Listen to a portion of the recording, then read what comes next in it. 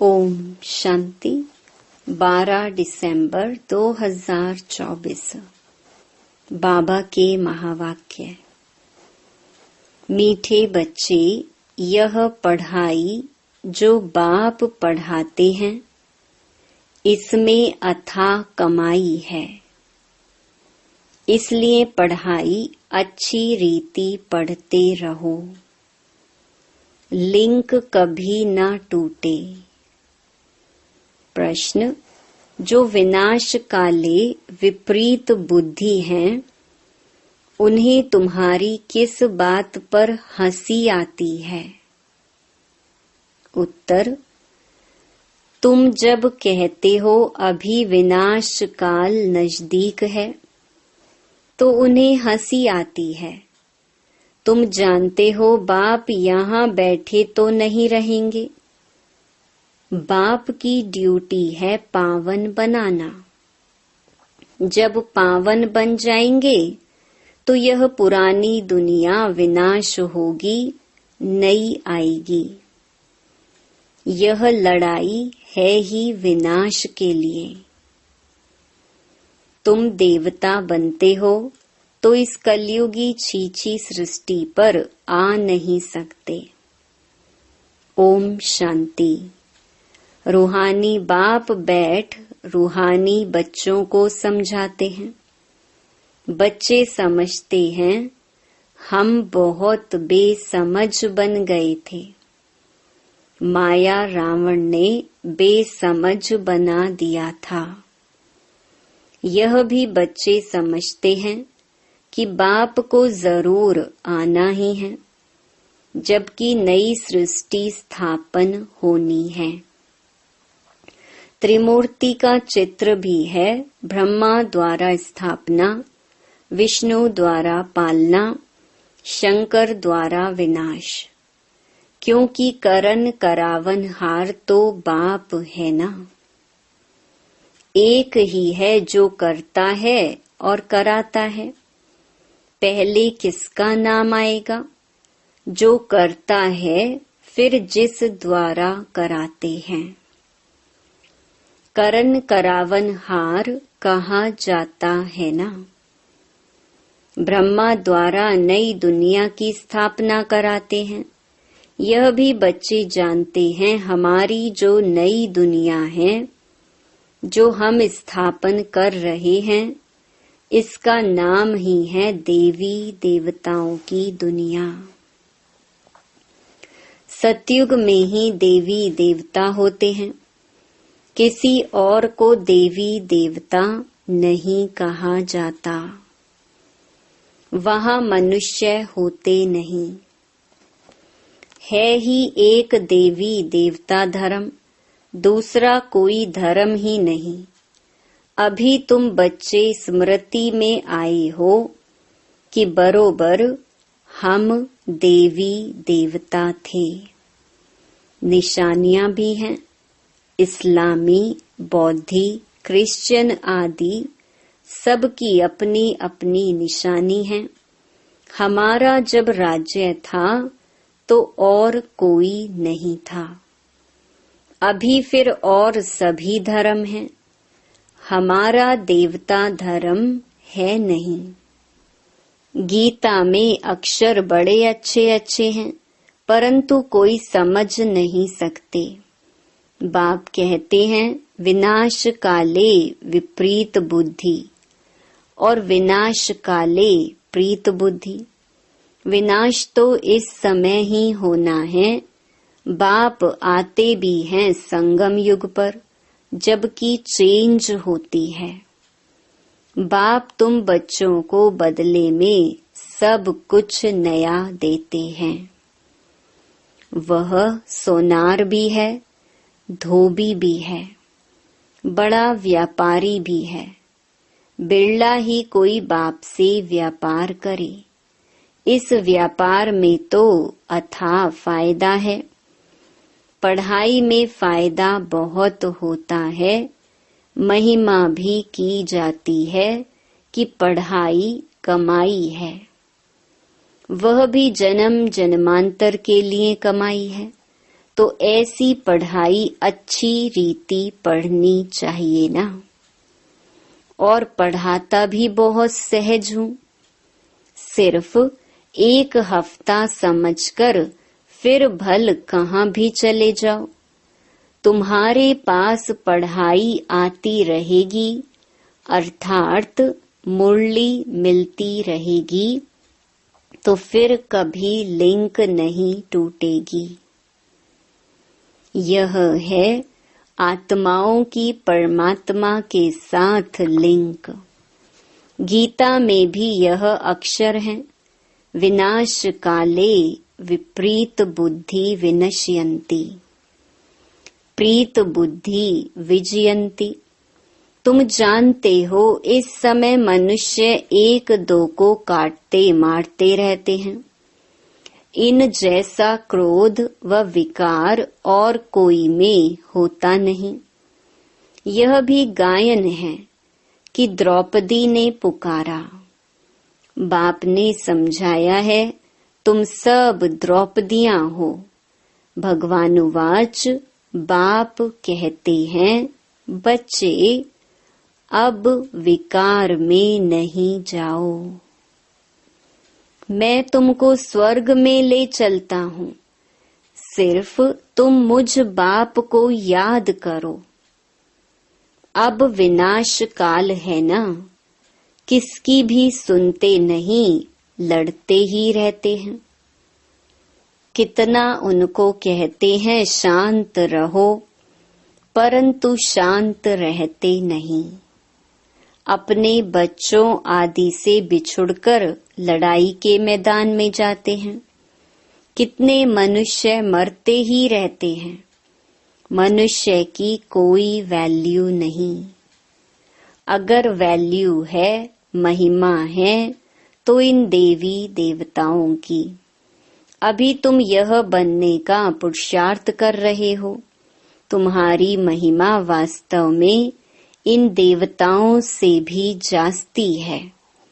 तुमको अभी बाप पढ़ा रहे हैं, कितनी ऊंच पढ़ाई है।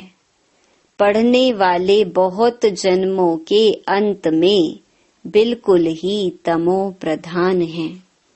मैं तो सदैव सतो प्रधान ही हूँ। बाप कहते हैं, मैं तुम बच्चों का ओबीडिएंट सर्वेंट बनकर आया हूँ। विचार करो, हम कितने छी बन गए हैं। बाप ही हमको वाह वाह बनाते हैं। भगवान बैठ मनुष्यों को पढ़ाकर कितना ऊंच बनाते हैं। बाप खुद कहते हैं, मैं बहुत जन्मों के अंत में तुम सबको तमो प्रधान से सतो प्रधान बनाने आया हूँ। अभी तुमको पढ़ा रहा हूँ। बाप कहते हैं, मैंने तुमको स्वर्गवासी बनाया, फिर तुम नरकवासी कैसे बने, किसने बनाया? गायन भी है, विनाश काले विपरीत बुद्धि विनश्यन्ति, प्रीत बुद्धि विजयन्ति।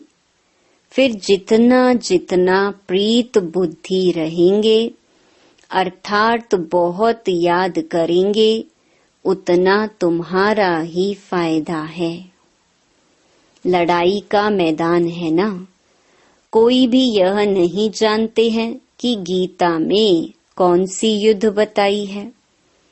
उन्होंने तो फिर कौरवों और पांडवों की युद्ध दिखाई है।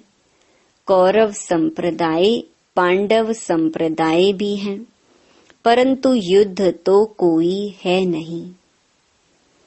पांडव उनको कहा जाता है जो बाप को जानते हैं, बाप से प्रीत बुद्धि है।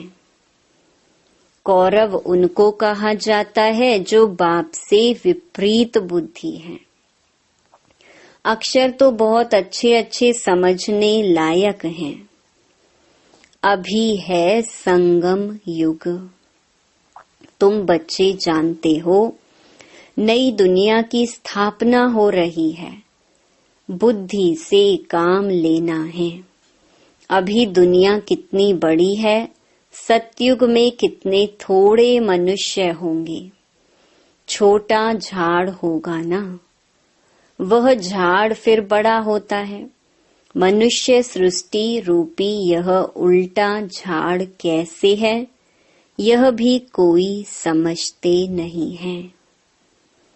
इनको कल्प वृक्ष भी कहा जाता है।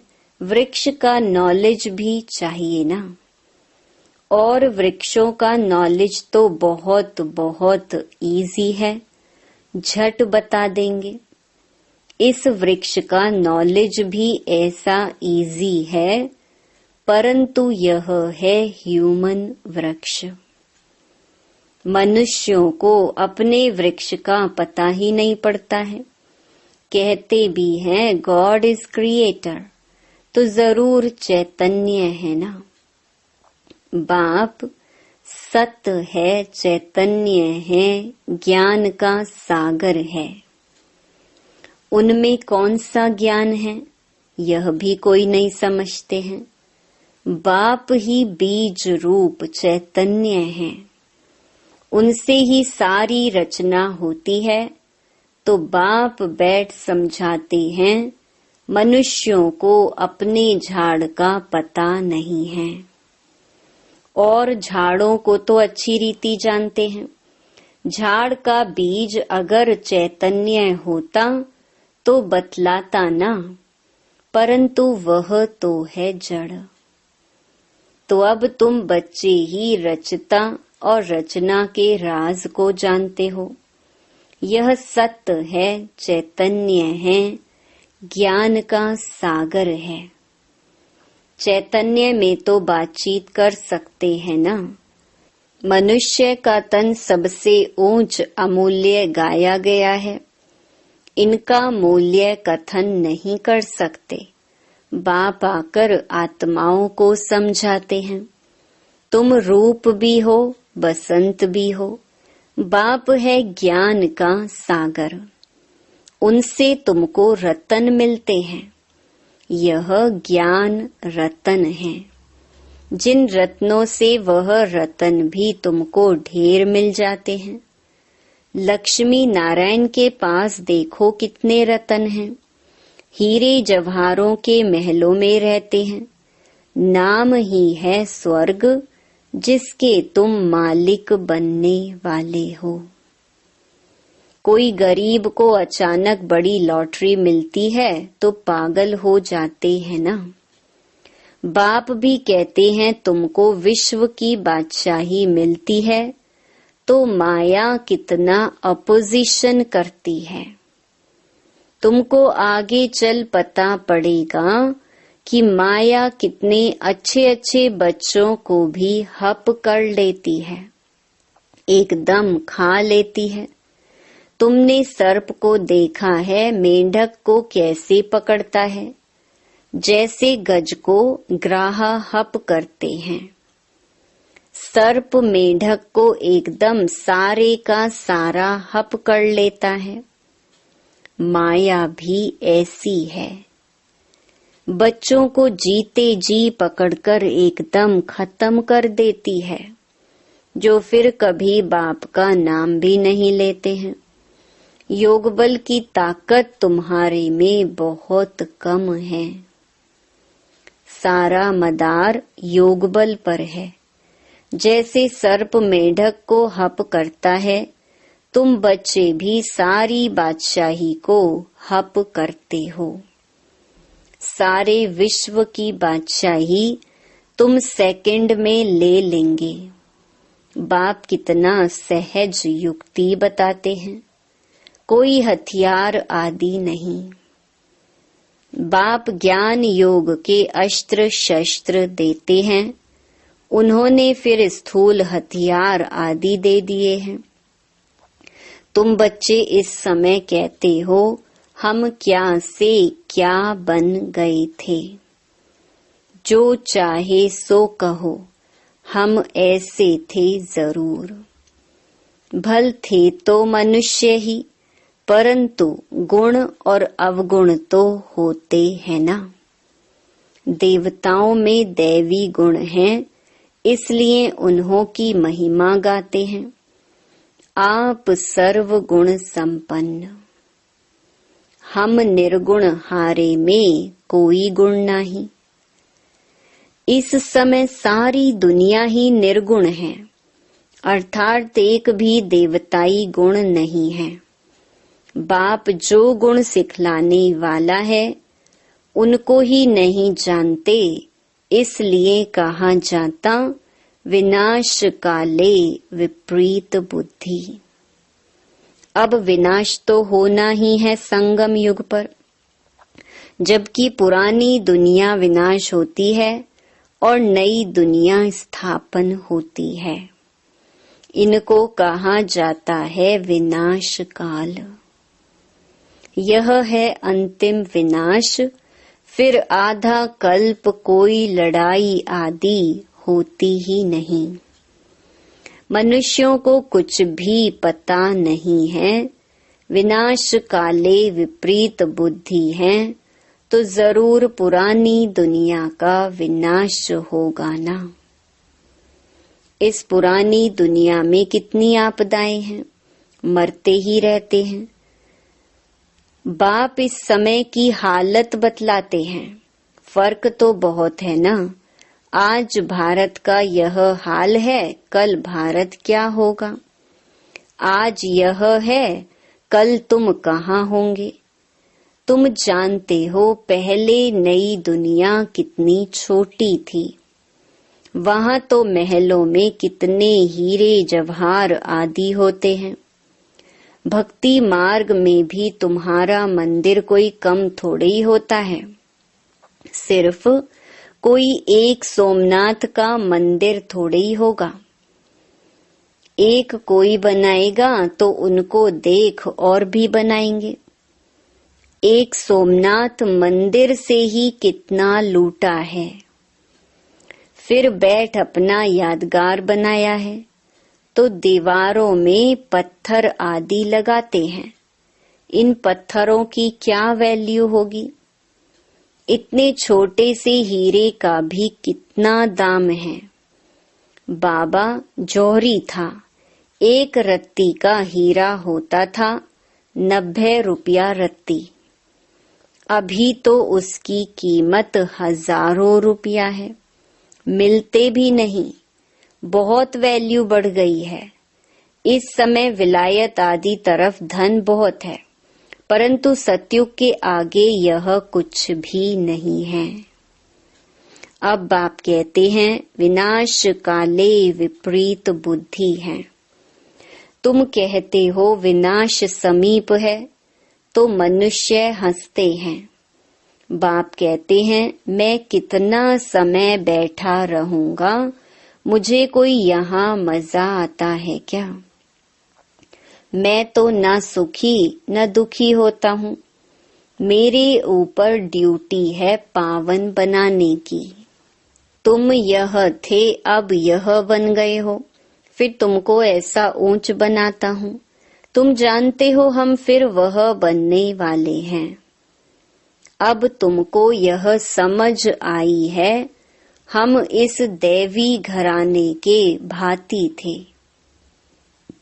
राजाई थी, फिर ऐसे अपनी राजाई गंवाई, फिर और आने लगे। अब यह चक्कर पूरा होता है। अभी तुम समझते हो लाखों वर्ष की तो बात ही नहीं है। यह लड़ाई है ही विनाश की।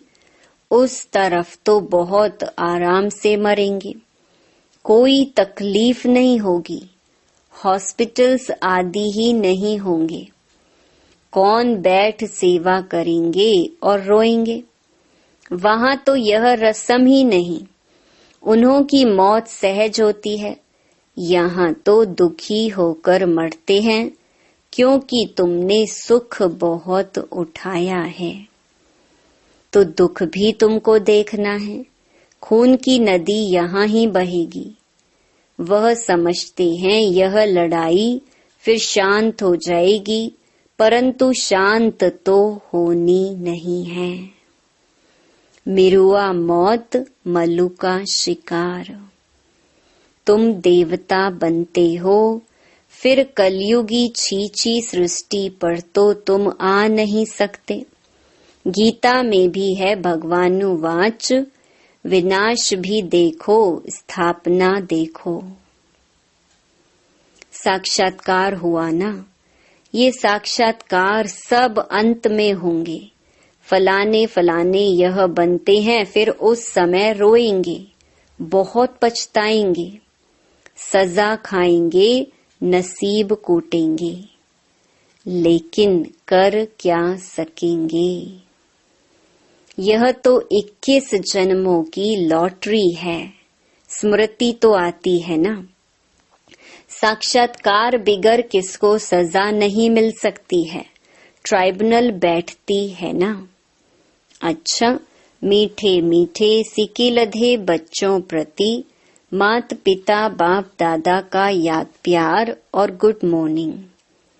रूहानी बाप की रूहानी बच्चों को नमस्ते। धारणा के लिए मुख्य सार।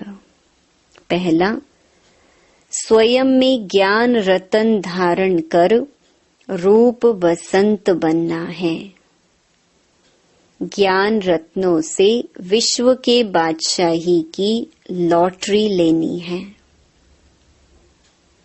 दूसरा, इस विनाश काल में बाप से प्रीत रख, एक की ही याद में रहना है।